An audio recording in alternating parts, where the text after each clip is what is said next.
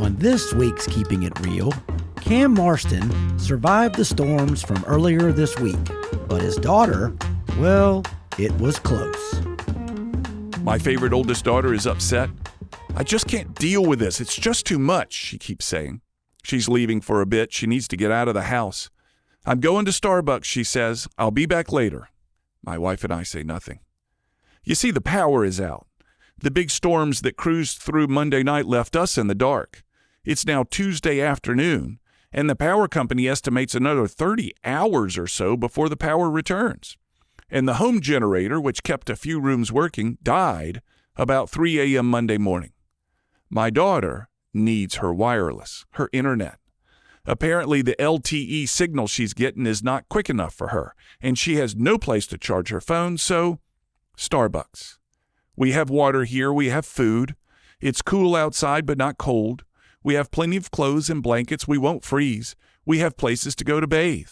But she needs her internet. She waited patiently for it to load, but the LTE just took too long.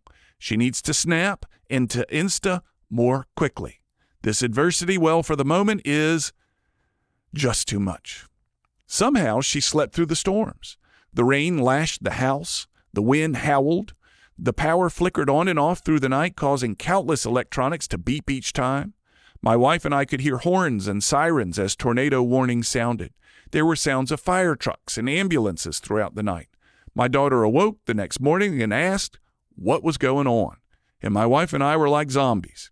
We'd been up all night ready to react to any roof leaks, trees on the house, windows broken, windows blown open. How she slept through it, I don't know. My wife and I were boiling a pot of water for coffee on the gas stove, still dressed from last night, when my daughter walked in her pajamas. I suppose there was something that as a child I felt I couldn't live without, something that I needed so badly that not having it was just too much, like my daughter and her speedy internet. What was that thing? Was it my love for my stereo? I loved my stereo. My car? Some sort of clothing? I don't know. What did my parents think when I couldn't get that thing and it crippled me? I'm sure they worried about me, worried about my future, worried about their future if people like me may someday be in charge. The same worries that I have, that we have. The first comment that I'm aware of about one generation looking at the next and worrying about the future comes from Socrates 3,400 years ago. 3,400 years ago. So for centuries, generations have looked at the generations coming behind them and shaken their head.